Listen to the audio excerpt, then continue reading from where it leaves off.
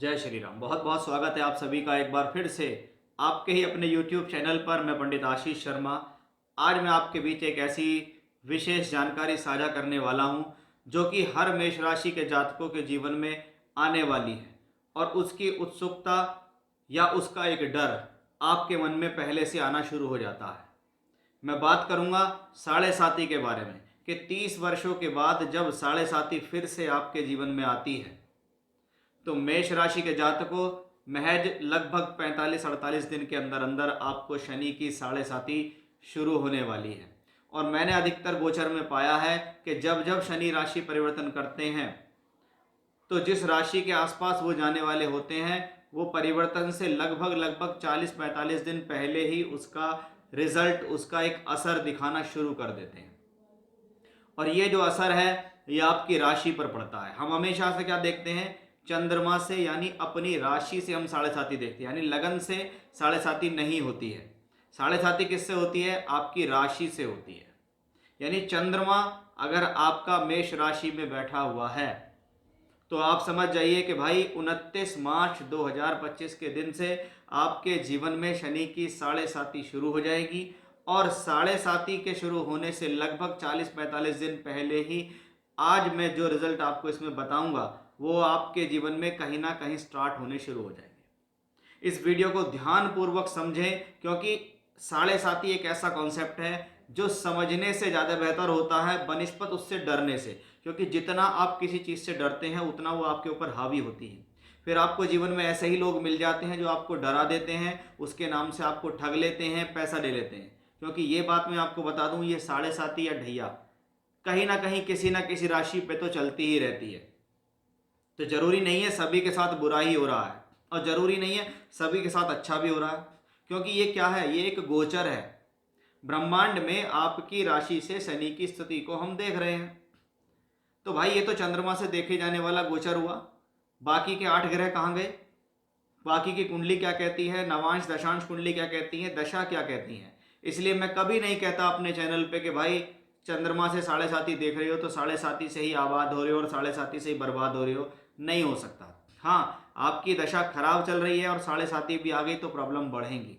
आपकी दशा अच्छी चल रही है और साढ़े साती आ गई है तो थोड़ी बहुत प्रॉब्लम होंगी लेकिन सक्सेस निश्चित मिलेगी। इससे रिलेटेड वीडियोस मैंने पहले भी बनाए हैं और उसमें एग्जाम्पल से मैंने आपको दिखाया कि साढ़े साती में व्यक्ति आबाद हो रहा है या साढ़े साती पे बर्बाद हो रहा है। उसके पीछे रीज़न सिर्फ साढ़े साती ही नहीं है, उसकी दशा और पूरी कुंडली भी है। अब एक विशेष जानकारी मैंने स्क्रीन पर व्हाट्सएप नंबर दिया हुआ है।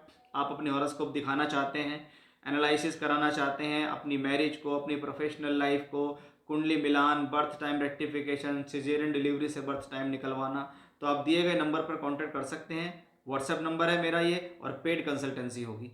अब सबसे पहले आप समझिए अपने मून साइन को कि भाई ये मेरा चंद्रमा है जो मेरी राशि को रिप्रेजेंट करता है। थोड़ी देर के लिए भूल जाओ कि साढ़े साती चल रही है, पहले आप अपनी राशि को कंसीडर करो कि राशि क्या है। राशि है मेष राशि। मेष राशि एक अग्नि तत्व की राशि, यानी ऐसे व्यक्ति स्वभाव में जोशीले भी होते हैं, हिम्मती और साहसी भी होते हैं, क्रोधी भी होते हैं, क्योंकि अग्नि का काम है ज्वलनशील करना। इसलिए उसके अंदर एग्रेशन तो दिखेगा। जैसे जल हमें शीतलता प्रदान करता है ऐसी अग्नि एग्रेशन प्रदान करती है। यानी हिम्मत और साहस होना अलग अलग बात है, लेकिन जोश और क्रोध ये भी ऐसे लोगों में होता है। अब ये चर राशि भी है, 1 4 7 10 चर राशि कहलाती है, यानी चलने वाली राशियां, चतुष्पद राशियां ये चलायमान रहती हैं। यानी ऐसे व्यक्ति के स्वभाव में चंचलता है, चलायमानता है। वो एक जगह टिकता नहीं है, उसको टिकने में कमी होती है। उसका दिमाग, उसका शरीर चलता रहता है। वो घर में बैठा नहीं रह सकता, उसको बाहर घूमने को भी चाहिए, काम करने को भी चाहिए, क्योंकि लॉट्स ऑफ एनर्जी होती है मेष राशि के अंदर। यानी मेष राशि किस चीज़ के लिए रिप्रेजेंट करती है? Lots of energy. अब जिसके पास क्रोध भी हो, जल्दबाजी भी हो, बहुत सी एनर्जी भी हो, अगर वो सही समय पर सही डायरेक्शन पे खपत नहीं हुई तो ऐसा व्यक्ति अपनी एनर्जी को गलत जगहों पे इन्वेस्ट करना शुरू कर देता है, लगाना शुरू करता है। अब इस राशि के कॉन्सेप्ट को अगर मैं साढ़े साती से जोड़ दूं तो शास्त्र ने हमेशा से राशि से क्या कहा? भी राशि से शनि अगर 12वें घर में आता है तो शनि की साढ़े साती शुरू होती है। अब ये साढ़े साती शब्द अभी का है, इसका पुराना नाम क्या है? दीर्घ कल्याणी। जो लंबे समय तक विचरण करे वो दीर्घ कल्याणी, जो शॉर्ट टर्म के लिए विचरण करे वो लघु कल्याणी यानी ढैया। अब चंद्रमा से 12वें में जैसे ही शनि आए तो शुरू हो गई शनि की साढ़े साती और शुरू हो गई दीर्घ कल्याणी का पहला चरण। 2.5 वर्ष तक अब शनि यहीं रहेगा। क्यों कहा गया इसे साढ़े साती? क्योंकि सैटर्न यानी शनि हमारे कर्मों को भी दर्शाता है और हमारी प्रोफेशनल लाइफ पे अधिकार भी रखता है। इसलिए क्या है कि पहले अपनी राशि को समझो कि अगर साढ़े साती शुरू हो गई और चंद्रमा से 12वें घर में शनि आ गया, यानी अब ये प्लेनेट सबसे पहले हमेशा देखा जाता है कि अगर साढ़े साती या ढैया आई है तो वो शनि आपकी मानसिक स्थिति को कमजोर करने की कोशिश करनी शुरू कर देगा। और आपकी राशि में क्या कमियां हैं वो मैंने आपको बताई हैं। अब आप उसको अपने दिमाग में रखो, भाई मेरी राशि में ये कमी है, और ये कमी के ऊपर शनि अगर हावी हो गए तो आप ये समझ लीजिए आपका क्या होगा। फिर आप ये कहेंगे कि मैंने तो अपने जीवन में अपनी ही गलतियों से अपने बहुत सारे काम बिगाड़ने शुरू कर दिए। फिर इसका आरोप किसके ऊपर आता है? आरोप आता है शनि की साढ़े साती ने मेरा सब कुछ बिगाड़ दिया, शनि ने मेरा वैसा कर दिया, साढ़े साती ने मेरा वैसा कर दिया। जबकि कोई भी क्लासिकल्स किताब ये नहीं कहती कि साढ़े साती आबाद कर देगी या बर्बाद कर देगी। इसको हमेशा जब तक गोचर को गोचर तक समझोगे तब तक आपके लिए ठीक रहेगा। अब चंद्रमा क्या है? हमारा मन है, हमारा मस्तिष्क है, हमारी सोच है, हमारे विचार हैं। अगर हमारे मन मस्तिष्क सोच विचार एक तो पहले से ही एग्रेशन से भरे हुए क्योंकि मेष राशि है। अब शनि क्या देता है? अवसाद यानी चिड़चिड़ाहटपन शनि देता है। चंद्रमा से 12वें में शनि आएगा यानी आपके मन के इर्द गिर्द शनि बैठता है कि एक तरफ से शुरू होती है साढ़े साती, फिर मिडिल में आती है, फिर इधर से निकल जाती है। यानी आप इसको समझिए कि पहले दिमाग के इस हिस्से पे, फिर दिमाग के इस हिस्से पे, फिर दिमाग के इस हिस्से पे आएगी। अगर आप दिमाग के हिस्से को भी 4 पार्टों में डिवाइड करते हैं जैसा साइंस भी कहता है, तो क्या है आपके पहले इधर से शुरुआत उसने करनी शुरू कर दी है। अब वो आपको प्रॉब्लम देनी शुरू करेगा। इसमें करना क्या होता है कि भाई हमें अपने आप को संभालना है क्योंकि हमारा चंद्रमा मेष राशि का है।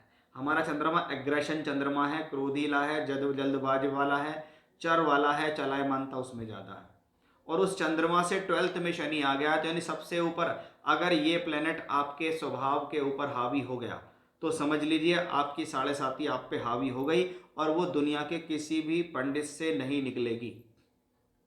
उसको अपने ऊपर हावी मत होने देना, ये बात आप ध्यान रखना। यही विशेष सावधानी मैं आज के आपको टॉपिक में बता रहा हूँ कि क्यों है सावधानी। 48 दिन शेष रह गए हैं मेष राशि के जातकों के लिए कि शनि जो कि हमारे 12th हाउस में ट्रांजिट कर रहे हैं, यहाँ पहुँच जाएंगे शनि, आपके चंद्रमा से 12वें घर में जाएंगे शनि। यानी मेरे कर्मों का स्वामी 12वें घर में गया, यानी वो है खर्च का भाव। मुझे अपने कर्मों को खर्च नहीं करना, यानी मुझे ऐसे कोई भी काम के अंदर अपनी एनर्जी को वेस्ट नहीं करना है जो बिना वजह का काम हो। ये बहुत सावधानी वाली बात है, इसको दिमाग में रखना कि भाई मेरे प्रोफेशन का मालिक 12वें घर में है, यानी मुझे अब कोई ऐसा काम नहीं करना है आने वाले समय में जिसमें मैं सिर्फ अपनी एनर्जी को, अपने पैसे को, अपनी मेहनत को खर्च कर रहा हूँ, रिजल्ट मुझे पता नहीं है, बस बिना वजह लगा पड़ा हूँ। ये भी एक विशेष सावधानी है।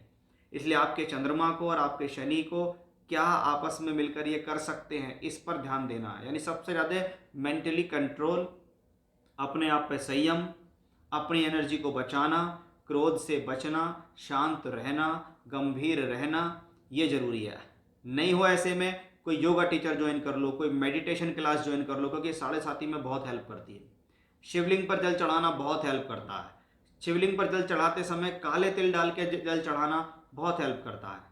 मन में बेचैनी है, घबराहट है, चिंता है, तो आप इसमें ऐसी स्थिति में हनुमान चालीसा कर सकते हैं, मृत्युंजय मंत्र का जाप कर सकते हैं। ये सब चीज़ें आपको हेल्प करेंगी क्योंकि प्रॉब्लम तो है और प्रॉब्लम वो देगा भी। तो उस प्रॉब्लम से बचने के लिए हम क्या करेंगे? हम भगवान का सहारा लेंगे, ईश्वर का सहारा लेंगे, अपने आप की स्थिति को मजबूत करेंगे, अपने आप को सेल्फ मोटिवेट करेंगे, खराब चीज़ों को अवॉइड करेंगे, खराब चीज़ों का ध्यान रखेंगे कि मुझे ये नहीं करना, मुझे जल्दबाजी नहीं करनी, मुझे एग्रेशन में नहीं आना है, मुझे क्रोध नहीं करना है, मेरे स्वभाव में चिड़चिड़ाहटपन बढ़ेगी, उसको मुझे कंट्रोल करना है, उसका असर मेरे घर परिवार पे आ सकता है, मुझे कंट्रोल करके चलना होगा। यानी चाहे मैं पढ़ रहा हूँ, चाहे मेरी शादी हो गई हो, चाहे मैं नौकरी कर रहा हूँ, चाहे मैं बिजनेस कर रहा हूँ, मैं कुछ भी कर रहा हूँ, लेकिन मेरे कर्मों से मुझे अपने आप का संतुलन बनाना है। ध्यान रखिएगा, ये 7.5 आपको आने वाली है। अब इससे किस प्रकार से आप फाइट करते हैं ये अब आपके ऊपर डिपेंड है। मैंने तो आपको लॉजिकली समझा दिया है। जय श्री राम।